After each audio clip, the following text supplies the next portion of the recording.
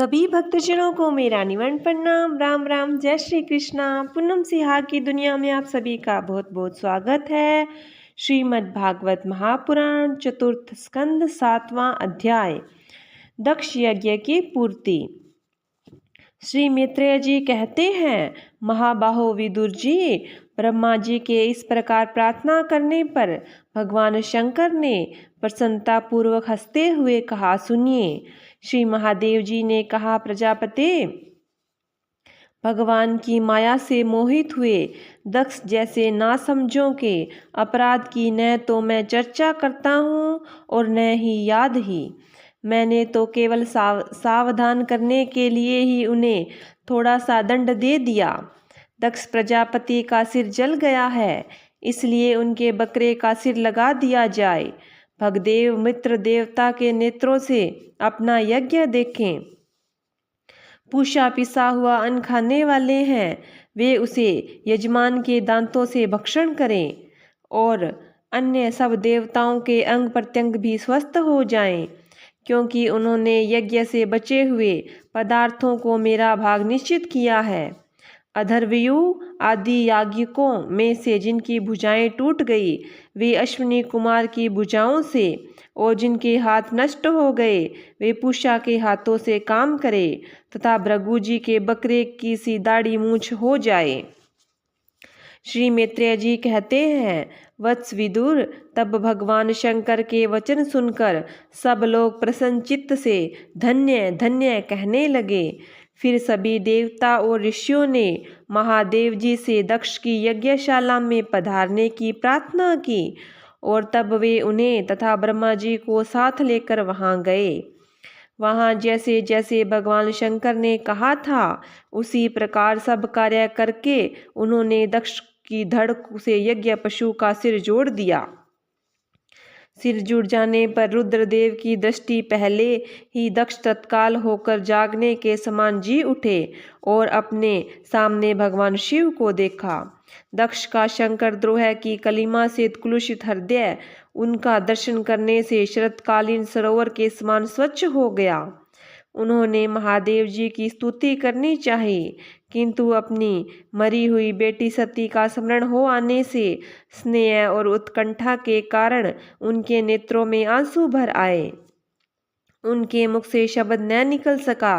प्रेम से विहल परम बुद्धिमान प्रजापति ने जैसे तैसे अपने हृदय के आवेग को रोककर विशुद्ध भाव से भगवान की शिव की स्तुति प्रारंभ की। दक्ष ने कहा, भगवान, मैंने आपका अपराध किया था, किंतु आपने उसके बदले में मुझे दंड के द्वारा शिक्षा देकर बड़ा ही अनुग्रह किया है।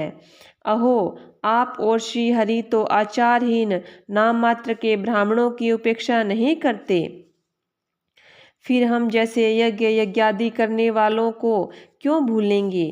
विभो, आपने ब्रह्मा होकर सबके पहले आत्म तत्व की रक्षा के लिए अपने मुख से विद्या, तप और व्रत आदि के धारण करने वाले ब्राह्मणों को उत्पन्न किया था। जैसे चरवाहा लाठी लेकर गौओं की रक्षा करता है, उसी प्रकार आप उन ब्राह्मणों की सब विपत्तियों से रक्षा करते हैं। मैं आपके तत्व को नहीं जानता था, इसी से मैंने बड़ी भरी सभा में आपको अपने वाग्बाणों से भेदा था, किंतु आपने मेरे उस अपराध का कोई विचार नहीं किया। मैं तो आप जैसे पूज्यतम महानुभावों का अपराध करने के कारण नरक आदि नीच लोकों में गिरने वाला था, परंतु आपने अपनी करुणाभरी दृष्टि से मुझे उबार दिया। अब भी आपको प्रसन्न करने योग्य मुझ में कोई गुण नहीं है, बस आप अपने ही उदारपूर्ण बर्ताव से मुझ पर प्रसन्न हो। श्री मैत्रेय जी कहते हैं, आशुतोष शंकर से इस प्रकार अपना अपराध क्षमा कराकर दक्ष ने ब्रह्मा जी के कहने पर उपाध्याय ऋत्विज आदि की सहायता से यज्ञ कार्य आरंभ किया। तब ब्राह्मणों ने यज्ञ संपन्न करने के उद्देश्य से रुद्रगण संबंधी भूत पिशाचों के संसर्ग जनित दोष की शांति के लिए 3 पात्रों में भगवान विष्णु भगवान के लिए तैयार किए हुए पुरोडाश नामक चरु का हवन किया। विदुर जी उस हवि को हाथ में लेकर खड़े हुए। अधर्व्यूह के साथ यजमान दक्ष ने जो ही विशुद्ध चित्त से श्रीहरि का ध्यान किया, त्यों ही सहसा भगवान महाप्रकट हो गए। वृहत और रथंतर नामक साम स्त्रोत जिनके पंख है, उन गरुड़ जी के द्वारा समीप लाए हुए भगवान के दसों दिशाओं को प्रकाशित करती हुई अपनी अंग कांति से सब देवताओं का तेज हर लिया। उनके सामने सबकी कांति फीकी पड़ गई। उनका श्याम वर्ण था, कमर में सुवर्ण की करधनी तथा पीताम्बर सुशोभित थे। सिर पर सूर्य के समान देदीप्यमान मुकुट था। कमल मुख भौरों के समान नीली अलकावली और कांतिमय कुंडलों से शोभायमान था। उनके सुवर्ण में आभूषणों से विभूषित 8 भुजाएं थी, जो भक्तों की रक्षा के लिए सदा उद्यत रहती है। 8 भुजाओं में शंख, पद्म, चक्र, बाण, धनुष, गदा, खड्ग और ढाल लिए हुए थे तथा इन सब आयुधों के कारण वे फूले हुए कनेर के वृक्ष के समान जान पड़ते थे। प्रभु के हृदय में श्रीवत्स का चिन्ह था और सुंदर वनमाला सुशोभित थी। वे अपने उदास हास और लीलामय कटाक्ष से सारे संसार को आनंदमग्न कर रहे थे। पार्षदगण दोनों ओर राजहंस के समान सफेद पंखे और चंवर डुला रहे थे। भगवान के मस्तक पर चंद्रमा के समान शुभ्र छत्र शोभा दे रहा था। भगवान पधारे हैं, यह देखकर इंद्र, ब्रह्मा और महादेव जी आदि देवेश्वरों सहित समस्त देवता, गंधर्व और ऋषि आदि ने सहसा खड़े होकर उन्हें प्रणाम किया। उनके तेज से सबकी कांति फीकी पड़ गई, जीवा लड़खड़ाने लगी। वे सब के सब सकपका गए और मस्तक पर अंजलि बांधकर भगवान के सामने खड़े हो गए। यद्यपि भगवान की महिमा तक ब्रह्मा आदि की मति नहीं पहुंच पाती, तो भी भक्तों पर कृपा करने के लिए दिव्य स्वरूप में प्रकट हुए श्री हरि की वे अपनी अपनी बुद्धि के अनुसार स्तुति करने लगे। सबसे पहले प्रजापति दक्ष एक उत्तम पात्र में पूजा की सामग्री ले नंद सुनंद आदि पार्षदों से घिरे हुए प्रजापतियों के परम गुरु भगवान यज्ञेश्वर के पास गए और अति आनंदित हो विनीत भाव से हाथ जोड़कर प्रार्थना करते हुए प्रभु के शरणापन्न हुए। दक्ष ने कहा, भगवान, आपके स्वरूप में आप बुद्धि की जगरादि संपूर्ण अवस्थाओं में से रहित, शुद्ध, चिन्मय, भेद रहित, अतएव निर्भय है। आप माया का तिरस्कार करके स्वतंत्र रूप से विराजमान हैं, तथापि जब माया से ही जीव भाव को स्वीकार कर उसी माया में स्थित हो जाते हैं, तब अज्ञानी से दिखने लगते हैं। ऋत्विजों ने कहा, उपाधि रहित प्रभु, भगवान रुद्र के प्रधान अनुचर नंदीश्वर के शाप के कारण हमारी बुद्धि केवल कर्म कांड में ही फंसी हुई है, अतएव हम आपके तत्व को नहीं जानते। जिनके लिए इस कर्म का यही देवता है, ऐसी व्यवस्था की गई है, उस धर्म प्रवृत्ति के प्रयोजक वेद त्रयी से प्रतिपादित यज्ञ को हम आपका स्वरूप समझते हैं। सदस्यों ने कहा, जीवों को आश्रय देने वाले प्रभु, जो अनेक प्रकार के कलेशों के कारण अत्यंत दुर्गम है, जिनके काल रूप भयंकर सर्पताक में बैठा हुआ है, द्वंद्व रूप अनेकों गड्ढे हैं, दुर्जन रूप जंगली जीवों का भय है तथा शोक रूप दावानल धधक रहा है, ऐसे विश्राम स्थल से रहित संसार मार्ग में जो अज्ञानी जीव कामनाओं से पीड़ित होकर विषय रूप मर्ग तृष्णा जल के लिए ही देह गेह का भारी बोझा सिर पर लिए जा रहे हैं, वे भला आपके चरण कमलों की शरण कब आने लगे? चरण कमलों की शरण में कब आने लगे? रुद्र ने कहा, वरदायक प्रभु, आपके उत्तम चरण इस संसार में सकाम पुरुषों को संपूर्ण पुरुषार्थों की प्राप्ति कराने वाले हैं, और जिन्हें किसी भी वस्तु की कामना नहीं है, वे निष्काम मुनिजन भी उनका आदरपूर्वक पूजन करते हैं। उनमें चित्त लगा रहने के कारण यदि अज्ञानी लोग मुझे आचरण भ्रष्ट कहते हैं, तो कहे, आपके परम अनुग्रह से मैं उनके कहने सुनने का विचार नहीं करता। भृगु जी ने कहा, आपकी गहन माया से आत्मज्ञान लुप्त हो जाने के कारण जो अज्ञान निद्रा में सोए हुए हैं वे ब्रह्म आदि देहधारी आत्मज्ञान में उपयोगी आपके तत्व को अभी तक नहीं जान सके। ऐसा होने पर भी आप अपने शरणागत भक्तों को तो आत्मा और सुहृदय हैं, अतः आप मुझ पर प्रसन्न होइए। ब्रह्मा जी ने कहा, प्रभु, पृथक पृथक पदार्थों को जानने वाली इंद्रियों के द्वारा पुरुष जो कुछ देखता है वह आपका स्वरूप नहीं है, क्योंकि आप ज्ञान शब्द आदि विषय और श्रोतादि इंद्रियों के अधिष्ठान हैं। ये सब आप में अध्यस्त है, अतएव आप इस माया में प्रपंच से सर्वथा अलग है। इंद्र ने कहा, अच्युत, आपका यह जगत तो प्रकाशित करने वाला रूप देवद्रोहियों का संहार करने वाली 8 भुजाओं से सुशोभित है, जिनमें आप सदा ही नाना प्रकार के आयुध धारण किए रहते हैं। यह रूप हमारे मन और नेत्रों को परम आनंद देने वाला है। याज्ञिकों की पत्नियों ने कहा, भगवान, ब्रह्मा जी ने अपने पूजन के लिए ही इस यज्ञ की रचना की थी, परंतु दक्ष के कुपित हो जाने के कारण इसे भगवान पशुपति ने अब नष्ट कर दिया है। यज्ञ मूर्ति शमशान भूमि के समान उत्सवहीन हुए हमारे इस यज्ञ को आप नील कमल सी कांति वाले अपने नेत्रों से निहार कर पवित्र कीजिए। ऋषियों ने कहा, भगवान, आपकी लीला बड़ी ही अनोखी है, क्योंकि आप कर्म करते हुए भी उनमें निर्लेप रहते हैं।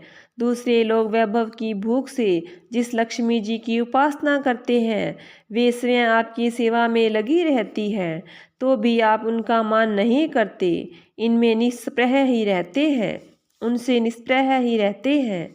सिद्धों ने कहा, प्रभु, यह हमारा मन रूप हाथी नाना प्रकार के कलेश रूप दावानल से दग्ध एवं अत्यंत त्रसित होकर आपकी कथा रूप विशुद्ध अमृतमयी सरिता से घुसकर सरिता में घुसकर गोते लगाए बैठा है। वहाँ ब्रह्मानंद में लीन सा हो जाने के कारण उसे न तो संसार रूप दावानल ही स्मरण होता है और न वह उन नदी से बाहर ही निकलता है। यजमान पति ने कहा, सर्वसमर्थ परमेश्वर, आपका स्वागत है, मैं आपको नमस्कार करती हूँ, आप मुझ पर प्रसन्न होइए। लक्ष्मीपति, अपनी प्रिया लक्ष्मी जी के सहित आप हमारी रक्षा कीजिए। यज्ञेश्वर, जिस प्रकार सिर के बिना मनुष्य का धड़ अच्छा नहीं लगता, उसी प्रकार अन्य अंगों से पूर्ण होने पर भी आपके बिना यज्ञ की शोभा नहीं होती। लोकपालों ने कहा, अनंत परमात्मन, आप समस्त अंतःकरण की साक्षी हैं, यह सारा जगत आपके ही द्वारा देखा जाता है, तो क्या माइक पदार्थों को ग्रहण करने वाली हमारी इन नेत्र आदि इंद्रियों से कभी आप प्रत्यक्ष हो सके हैं? वस्तुतः आप तो पंचभूतों से पृथक हैं, फिर भी पांचभौतिक शरीर के साथ जो आपका संबंध प्रतीत होता है यह आपकी माया ही है। योगेश्वरों ने कहा, प्रभु, जो पुरुष संपूर्ण विश्व के आत्मा आप में और अपने में कोई भेद नहीं देखता, उससे अधिक प्यारा आपको कोई नहीं है। तथापि भक्तवत्सल, जो लोग आपके स्वामी भाव रखकर अनन्य भक्ति से आपकी सेवा करते हैं, उन पर भी आप कृपा कीजिए। जीवों के अदृष्टवश जिसके सत्व आदि गुणों में बड़ी विभिन्नता आ जाती है, उस अपनी माया के द्वारा जगत की उत्पत्ति, स्थिति और प्रलय के लिए ब्रह्म आदि विभिन्न रूप धारण करके आप भेद बुद्धि पैदा कर देते हैं, किंतु अपनी स्वरूप स्थिति से आप उस भेद ज्ञान और उसके कारण सत्व आदि गुणों से सर्वथा दूर है। ऐसे आपको हमारा नमस्कार है। ब्रह्म स्वरूप वेद ने कहा, आप ही धर्म आदि की उत्पत्ति के लिए शुद्ध तत्व को स्वीकार करते हैं, साथ ही आप निर्गुण भी हैं, अतएव आपका तत्व न तो मैं जानता हूँ और न ब्रह्म आदि कोई और ही जानते हैं। आपको नमस्कार है। अग्निदेव ने कहा, भगवान, आपके ही तेज से प्रज्वलित होकर मैं श्रेष्ठ यज्ञों में देवताओं के पास घृत मिश्रित हवि पहुँचाता हूँ। आप साक्षात यज्ञ पुरुष एवं यज्ञ की रक्षा करने वाले हैं। अग्निहोत्र दर्श पौर्णमास, चातुर्मास और पशु सोम, ये 5 प्रकार के यज्ञ आपके ही स्वरूप हैं। तथा आश्राव्य, अष्टु, श्रोष्ठ, यजे, ये यजामहे और वषट, ये 5 प्रकार के यजुर्मंत्रों से आपका ही पूजन होता है। मैं आपको नमस्कार करता हूँ। देवताओं ने कहा, देव, आप आदि पुरुष हैं। पूर्व कल्प का अंत होने पर अपने कार्य रूप इस प्रपंच को उदर में लीन कर आपने ही प्रलयकालीन जल के भीतर शेषनाग की उत्तम शैया पर शयन किया था। आपके आध्यात्मिक स्वरूप का जनलोक लोक आदिवासी सिद्ध गण भी अपने हृदय में चिंतन करते हैं। अहो, वही आप आज हमारे नेत्रों के विषय होकर अपने भक्तों की रक्षा कर रहे हैं। गंधर्वों ने कहा, देव, मारीची आदि ऋषि और ये ब्रह्मा, इंद्र और रुद्र आदि देवतागण आपके अंश के भी अंश है। महतम, यह संपूर्ण विश्व आपके खेल की सामग्री है। नाथ, ऐसे आपको हम सर्वदा प्रणाम करते हैं। विद्याधरों ने कहा, प्रभु, परम पुरुषार्थ की प्राप्ति के साधन रूप इस मानव देह को पाकर भी जीव आपकी माया से मोहित होकर इसमें मैं और मेरेपन का अभिमान कर लेता है। फिर वह दुर्बुद्धि अपने आत्मियों से तिरस्कृत होने पर भी असत विषयों की ही लालसा करता रहता है। किंतु ऐसी अवस्था में भी जो आपके कथामृत का सेवन करता है, वह इस अंतःकरण के मोह को सर्वथा त्याग देता है। ब्राह्मणों ने कहा, भगवन, आप ही यज्ञ हैं, आप ही हवि हैं, आप ही अग्नि हैं, स्वयं आप ही मंत्र हैं, आप ही समिधा, कुशा और यज्ञ पात्र हैं, तथा आप ही सदस्य, ऋत्विज, यजमान एवं उनकी धर्मपत्नी देवता, अग्निहोत्र, स्वधा, सोमरस, घृत और पशु हैं। वेदमूर्ते, यज्ञ और उनका संकल्प आप दोनों आप ही हैं। पूर्व काल में आप ही अति विशाल वराह रूप धारण कर रसातल में डूबी हुई पृथ्वी को लीला से ही अपनी दाढ़ों पर उठाकर इस प्रकार निकाल लाए थे जैसे कोई गजराज कमलिनियों को उठा लाए। उस समय आप धीरे धीरे गरज रहे थे और योगीगण आपका यह अलौकिक पुरुषार्थ देखकर आपकी स्तुति करते जाते थे। यज्ञेश्वर, जब लोग आपके नाम का कीर्तन करते हैं तब यज्ञ के सारे विघ्न नष्ट हो जाते हैं। हमारा यह यज्ञ स्वरूप सत्क्रम नष्ट हो गया है, अतः हम आपके दर्शनों की इच्छा कर रहे थे। आप हम पर प्रसन्न होइए। आपको नमस्कार है। श्री मैत्रेय जी कहते हैं, भैया विदुर, जब इस प्रकार सब लोग यज्ञ रक्षक भगवान हृषिकेश की स्तुति करने लगे, तब परम चतुर दक्ष ने रुद्र पार्षद वीरभद्र के ध्वंस किए हुए यज्ञ को फिर से आरंभ कर दिया। सर्वंतर्यामी श्री हरि यों तो सभी के भागों के भोक्ता हैं, तथापि त्रिकपाल पुरुडाश रूप अपने भाग से ही और भी प्रसन्न होकर उन्होंने दक्ष को संबोधन करके कहा। श्री भगवान ने कहा, जगत का परम कारण मैं ही हूँ, ब्रह्मा मैं हूँ, महादेव मैं हूँ, मैं सबका आत्मा, ईश्वर और साक्षी हूँ तथा स्वयं प्रकाश और उपाधि शून्य हूँ। विप्रवर, अपनी त्रिगुणात्मिका माया को स्वीकार करके मैं ही जगत की रचना, पालन और संहार करता हूँ और मैंने ही उन कर्मों के अनुरूप ब्रह्मा, विष्णु और शंकर ये नाम धारण किए हैं। ऐसा जो भेद रहित विशुद्ध परब्रह्म स्वरूप मैं हूँ, उसी में अज्ञानी पुरुष ब्रह्मा, रुद्र और अन्य समस्त जीवों को विभिन्न रूप से देखता है। जिस प्रकार मनुष्य अपने सिर और हाथ आदि अंगों में ये मुझसे भिन्न है, ऐसी बुद्धि कभी नहीं करता, उसी प्रकार मेरा भक्त प्राणी मात्र को मुझसे भिन्न नहीं देखता। ब्राह्मण, हम ब्रह्मा, विष्णु और महेश्वर तीनों स्वरूपतः एक ही हैं और हम ही संपूर्ण जीव रूप हैं। अतः जो हम में कुछ भी भेद नहीं देखता, वह शांति को प्राप्त करता है। श्री मैत्रेय जी कहते हैं, भगवान के इस प्रकार आज्ञा देने पर प्रजापतियों के नायक दक्ष ने उनका त्रिकपाल यज्ञ के द्वारा पूजन करके फिर अंगभूत और प्रधान दोनों प्रकार के यज्ञों से अन्य सब देवताओं का अर्चन किया। फिर एकाग्रचित हो भगवान शंकर का यज्ञ शेष रूप उनके भाग से यजन किया तथा समाप्ति में किए जाने वाले उद्वसान नामक कर्म से अन्य सोमपाई और दूसरे देवताओं का यजन कर यज्ञ का उपसंहार किया और अंत में ऋत्विजों के सहित अवभृत स्नान किया। फिर जिन्हें अपने पुरुषार्थ से ही सब प्रकार की सिद्धियां प्राप्त थी उन दक्ष प्रजापतियों को तुम्हारी सदा धर्म में बुद्धि रहे ऐसा आशीर्वाद देकर सब देवता स्वर्गलोक को चले गए। विदुर जी, सुना है कि दक्ष सुता सती ने इस प्रकार अपना शरीर त्याग कर फिर हिमालय की पत्नी मैना के गर्भ से जन्म लिया था। जिस प्रकार प्रलय काल में लीन हुई शक्ति सृष्टि के आरंभ में फिर ईश्वर का ही आश्रय लेती है, उसी प्रकार अनन्य परायणा श्री अंबिका जी ने उस जन्म में भी अपने एकमात्र आश्रय और प्रीतम भगवान शंकर को ही वरण किया। विदुर जी, दक्ष यज्ञ का विध्वंस करने वाले भगवान शिव का यह चरित्र मैंने बृहस्पति जी के शिष्य परम भागवत उद्धव जी के मुख से सुना था। कुरुनंदन, श्री महादेव जी का यह पावन चरित्र यज्ञ और आयु को बढ़ाने यश और आयु को बढ़ाने वाला तथा पाप पुंज को नष्ट करने वाला है। जो पुरुष भक्ति भाव से इसका नित्य प्रति श्रवण और कीर्तन करता है वह अपनी पाप राशि का नाश कर देता है। 8वां अध्याय ध्रुव का वन गमन। श्री मैत्रेय जी कहते हैं, शत्रुसूदन विदुर जी, सनकादि नारद ऋभु हंस अरुणि और यति ब्रह्मा जी के इन नैष्टिक ब्रह्मचारी पुत्रों ने गृहस्थाश्रम में प्रवेश नहीं किया, अतः उनके कोई संतान नहीं हुई।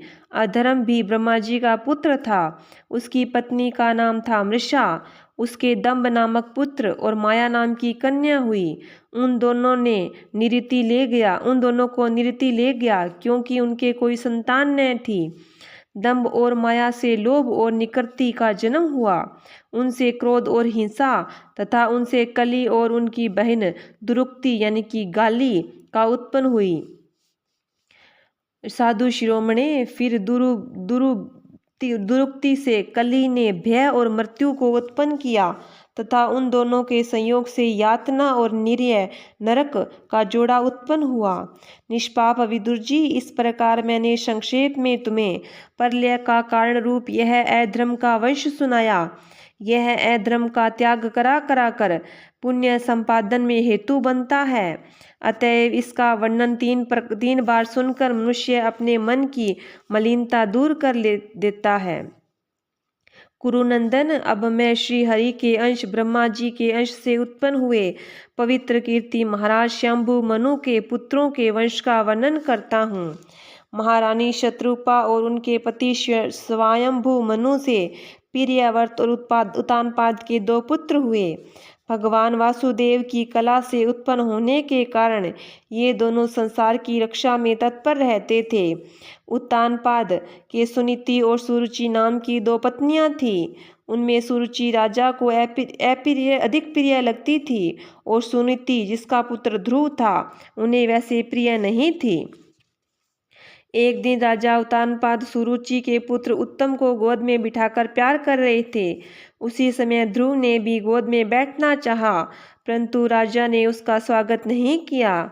उस समय घमंड से भरी हुई सुरुचि ने अपने सौत के पुत्र ध्रुव को महाराज की गोदी में आने का यत्न करते देख उनके सामने ही उससे डाह भरे शब्दों में कहा, बच्चे, तू राज सिंहासन पर बैठने का अधिकारी नहीं है। तू भी राजा का ही बेटा है। इससे क्या हुआ? तुझको मैंने अपनी कोख में नहीं धारण किया। तू अभी नादान है। तुझे पता नहीं कि तूने किसी दूसरी स्त्री के गर्भ से जन्म लिया है, तभी तो ऐसे दुर्लभ विषय की इच्छा कर रहा है। यदि तुझे राज सिंहासन की इच्छा है तो तपस्या करके परम पुरुष श्री नारायण की आराधना कर और उनकी कृपा से मेरे गर्भ में आकर जन्म ले। श्री मैत्रेय जी कहते हैं, विदुर जी, जिस प्रकार डंडे की चोट खाकर सांप फुंकार मारने लगता है, उसी प्रकार अपनी सौतेली माँ के कठोर वचनों से घायल होकर ध्रुव क्रोध के मारे लंबी लंबी सांसें लेने लगा। उसके पिता चुपचाप यह सब देखते रहे, मुंह से एक शब्द भी नहीं बोले। तब पिता को छोड़कर ध्रुव रोता हुआ अपनी माता के पास आया। उसके दोनों होंठ फड़क रहे थे और वह सिसक सिसक कर रो रहा था। सुनीति ने बेटे को गोद में उठा लिया और जब महल के दूसरे लोगों से अपनी सोच सुरुचि की कही हुई बातें सुनी, तब उसे भी बड़ा दुख हुआ। उसका धीरज टूट गया।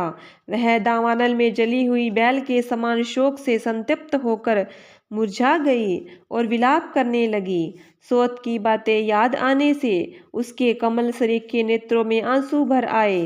वह बेचारी तो अपने दुख पारावार की कहीं अंत ही नहीं दिखाई देता था।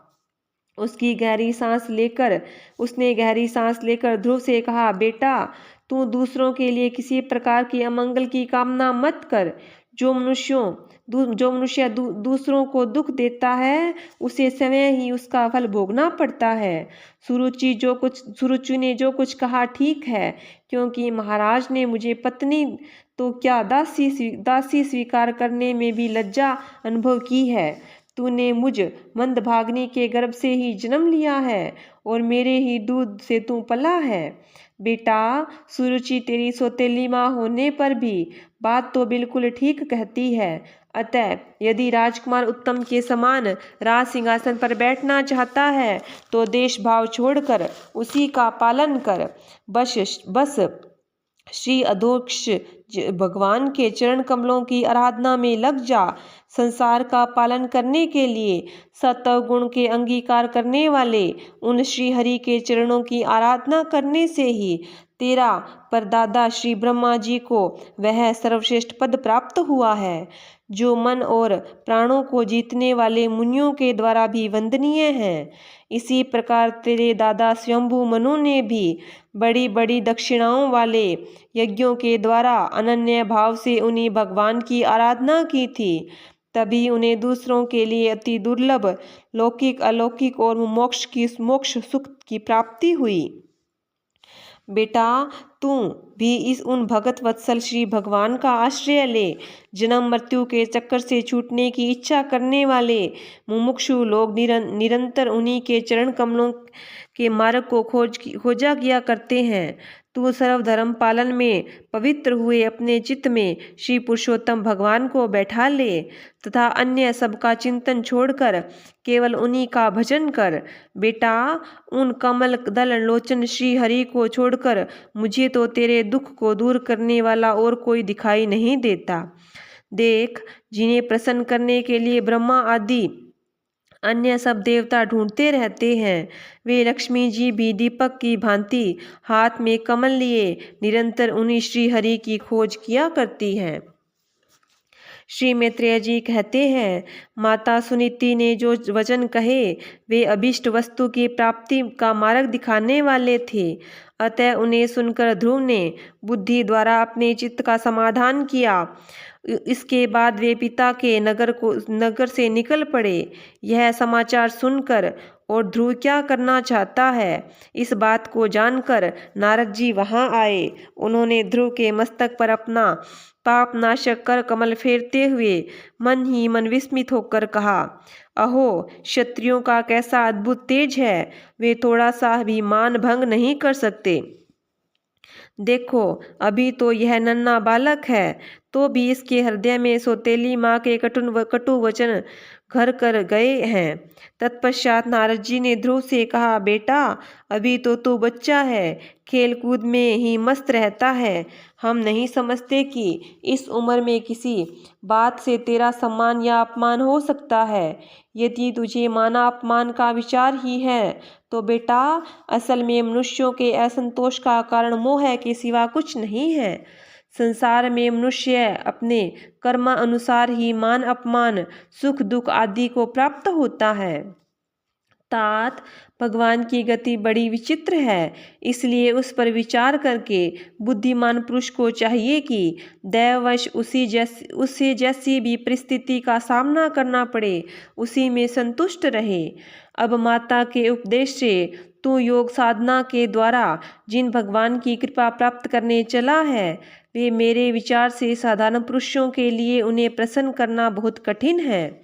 योगी लोग अनेकों जन्मों तक अनासक्त रहकर समाधि योग के द्वारा बड़ी बड़ी कठोर साधनाएं करते रहते हैं, परंतु भगवान के मार्ग का पता नहीं चला सकते।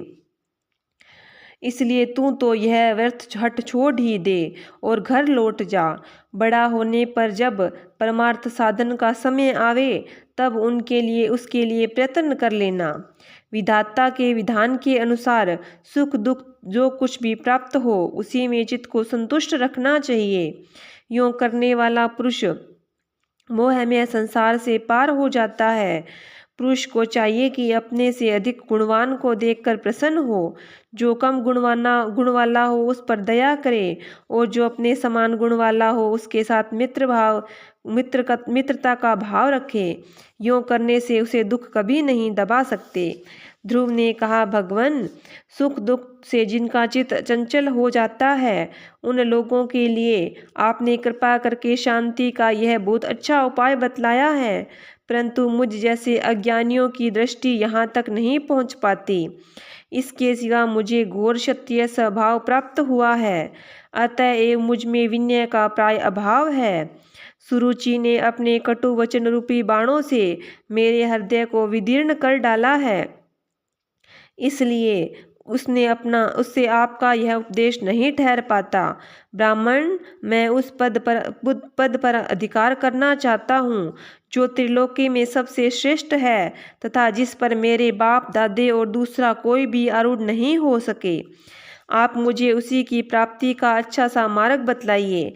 आप भगवान ब्रह्मा जी के पुत्र हैं और मैं संसार के कल्याण के लिए ही वीणा बजाते हुए सूर्य की भांति त्रिलोकी में विचरा करते हैं। श्री नारद जी कहते हैं, ध्रुव की बात सुनकर भगवान नारद जी बड़े प्रसन्न हुए और उस पर कृपा करके इस प्रकार उपदेश देने लगे। श्री नारद जी ने कहा, बेटा, तेरी माता सुनीति ने जो कुछ तुझे बताया है वही तेरे लिए परम कल्याण का मार्ग है। भगवान वासुदेव ही वह उपाय है, इसलिए तू चित्त लगाकर उन्हीं का भजन कर। जिस पुरुष को अपने लिए धर्म अर्थ और काम और मोक्ष रूप पुरुषार्थ की अभिलाषा हो उसके लिए उनकी प्राप्ति का उपाय एकमात्र श्री हरि के चरणों का सेवन ही है। बेटा, तेरा कल्याण हो। अब तू श्री यमुना जी के तटवर्ती परम पवित्र मधुवन को जा। वहाँ श्री हरि का नित्य निवास है। वहाँ श्री कालिंदी के निर्मल जल में तीनों समय स्नान करके नित्य कर्म से निवृत्त हो यथाविधि अपना आसन बिछाकर स्थिर भाव से बैठना। फिर रेचक, पूरक और कुंभक 3 प्रकार के प्राणायाम से धीरे धीरे प्राण, मन और इंद्रियों के दोषों को दूर कर धैर्य युक्त मन से परम गुरु श्री भगवान का इस प्रकार ध्यान करना। भगवान के नेत्र और मुख निरंतर प्रसन्न रहते हैं। उन्हें देखने से ऐसा मालूम होता है कि वे प्रसन्नता पूर्वक भक्त को वर देने के लिए उद्यत हैं। उनकी नासिका, भुहें और कपोल बड़े ही सुहावने हैं। वे सभी देवताओं में परम सुंदर है। उनकी तरुण अवस्था है। सभी अंग बड़े सुडोल है। लाल लाल होठ और रत्नारे नेत्र हैं। वे प्रणत जनों के आश्रय देने वाले अपार सुखदायक शरणागत वत्सल और दया के समुद्र हैं। उनके वक्षस्थल में श्री वत्स का चिन्ह है। उनका शरीर सजल जलधर के समान श्याम वर्ण है। वे परम पुरुष श्याम सुंदर गले में वनमाला धारण किए हुए हैं और उनकी 4 भुजाओं में शंख, चक्र, गदा और पद्म सुशोभित है। उनके अंग प्रत्यंग किरीट, कुंडल, केयूर और कंगन आदि आभूषणों से विभूषित है। गला कौस्तुभ मणि की शोभा को बढ़ा रहा है तथा शरीर में रेशमी पीताम्बर है। उनके कटी प्रदेश में कांचन की करदनी और चरणों में सुवर्णमय नुपुर सुशोभित है। भगवान का स्वरूप बड़ा ही दर्शनीय, शांत और मन और नयनों को आनंदित करने वाला है। जो लोग प्रभु का मानस पूजन करते हैं उनके अंतःकरण में वे हृदय कमल के कर्णिका पर अपने नख मणिमंडित मनोहर पादारविंदों को स्थापित करके विराजते हैं। इस प्रकार धारणा करते करते जब चित्त स्थिर और एकाग्र हो जाए तब उस वरदायक प्रभु का मन ही मन इस प्रकार ध्यान करे कि मेरी ओर अनुराग भरी दृष्टि से निहारते हुए मंद मंद मुस्कुरा रहे हैं। भगवान की मंगलमय मूर्ति का इस प्रकार निरंतर ध्यान करने से मन शीघ्र ही परमानंद में डूबकर तल्लीन हो जाता है और फिर वहां से लौटता नहीं। राजकुमार, इस ध्यान के साथ जिस परम गुह्य मंत्र का जाप करना चाहिए मैं तुम्हें बतलाता हूँ, सुन। इसका सात रात जप करने से मनुष्य आकाश में विचरने वाले सिद्धों का दर्शन कर सकता है। वह मंत्र है ओम नमो भगवते वासुदेवाय। किस देश और किस काल में कौन वस्तु उपयोगी है, इसका विचार करके बुद्धिमान पुरुष को इस मंत्र के द्वारा तरह तरह की सामग्रियों से भगवान की द्रव्यमयी पूजा करनी चाहिए। प्रभु का पूजन विशुद्ध जल, पुष्प, माला, अंजलि, मूल और फलादि पूजा में विहित दुवारादि अंकुर, वन में प्राप्त होने वाले वलकल वस्त्र और उनकी प्रेयसी तुलसी से करना चाहिए।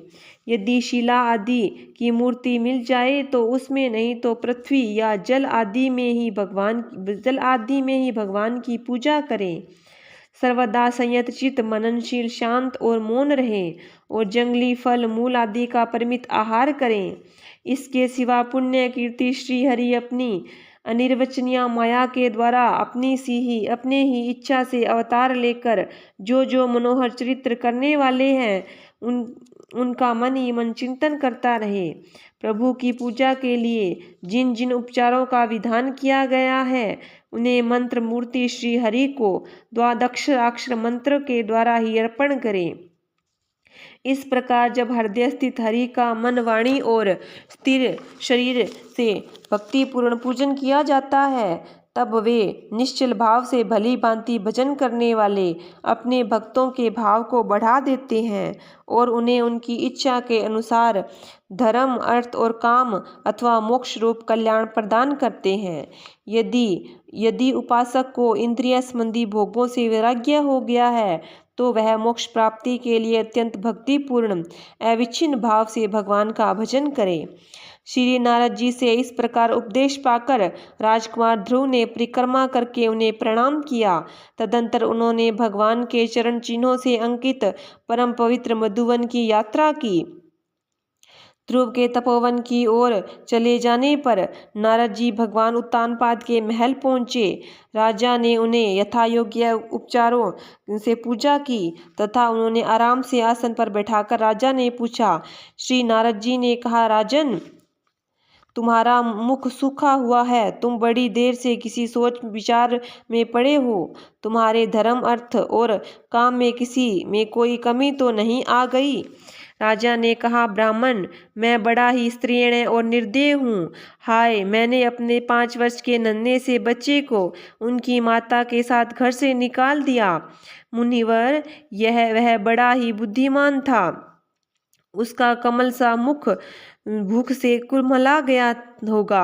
वह थककर कहीं रास्ते में पड़ गया होगा। ब्राह्मण, उस असहाय बेचारे बच्चे को वन में कहीं भेड़िए न खा जाए।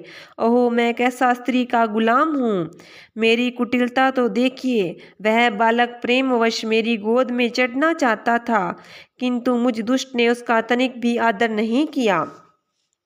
श्री नारद जी ने कहा, राजन, तुम अपने बालक की चिंता मत करो, उसके रक्षक भगवान हैं। तुम्हें उनके प्रभाव का पता नहीं है। उनका यश सारे जगत में फैल रहा है। वह बालक बड़ा समर्थ है।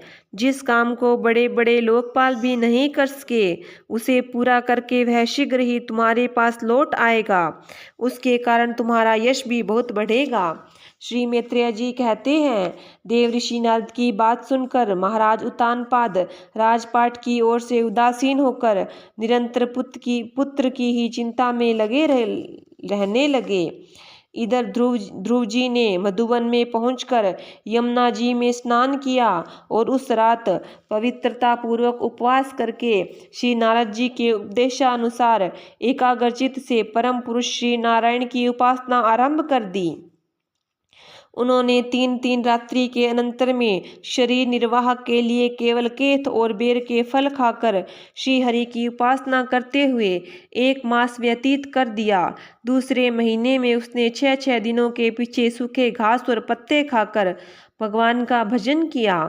तीसरा महीना 9 दिनों पर केवल जल पीकर समाधि योग के द्वारा श्री हरि की आराधना करते हुए बिताया। चौथे महीने में उन्होंने श्वास को जीतकर 12 दिन के बाद केवल वायु पीकर ध्यान योग के द्वारा भगवान की आराधना की। 5वां मास लगने पर राजकुमार ध्रुव श्वास को जीतकर परब्रह्म का चिंतन करते हुए एक पैर पर खंबे के समान निश्चल भाव से खड़े हो गए। उस समय उन्होंने शब्दादि विषय और इंद्रियों के नियामक अपने मन को सब ओर से खींच लिया तथा हृदय स्थित हरि के स्वरूप का चिंतन करते हुए चित्त को किसी दूसरी ओर न जाने दिया। जिस समय उन्होंने महद आदि संपूर्ण तत्वों के आधार तथा प्रकृति और पुरुष के भी अधीश्वर परब्रह्म की धारणा की, उस समय उनके तेज को न सह सकने के कारण तीनों लोक कांप उठे। जब राजकुमार ध्रुव एक पैर से खड़े हुए तब उनके अंगूठे से दबकर आधी पृथ्वी इस प्रकार झुक गई जैसे किसी गजराज के चढ़ जाने पर नाव पद पर दाईं बाईं और डगमगाने लगती है। ध्रुव जी अपने इंद्रिय द्वार तथा प्राणों को रोककर अनन्य बुद्धि से विश्व आत्मा श्री हरि का ध्यान करने लगे। इस प्रकार उनकी समष्टि प्राण से अभिन्नता हो जाने के कारण सभी जीवों का श्वास प्रश्वास रुक गया।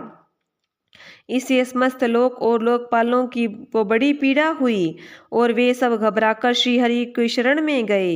देवताओं ने कहा, भगवान, समस्त स्थावर जंगम जीवों के शरीर के प्राण एक साथ ही रुक गया है। ऐसा तो हमने पहले कभी अनुभव नहीं किया। आप शरणागतों की रक्षा करने वाले हैं। अपनी शरण में आए हुए हम लोगों को इस दुख से छुड़ाइए। श्री भगवान ने कहा, देवताओं, तुम डरो मत। उत्तानपाद के पुत्र ध्रुव ने अपने चित्त को मुझ विश्वात्मा में लीन कर दिया है। इस समय मेरे साथ उसकी अभेद धारणा सिद्ध हो गई है। इसी से उसके प्राणी निरोध से तुम सबका प्राण रुक गया है। इसके प्राण निरोध से तुम सबका प्राण रुक गया है। अब तुम अपने अपने लोकों को जाओ। मैं उस बालक को इस दुष्कर तप से निवृत्त कर दूंगा। चतुर्थ स्कंद 8वां अध्याय समाप्त। बोलिए विष्णु भगवान की जय हो। बोलिए कृष्ण कन्हैया लाल की जय हो। नारायण नारायण नारायण नारायण।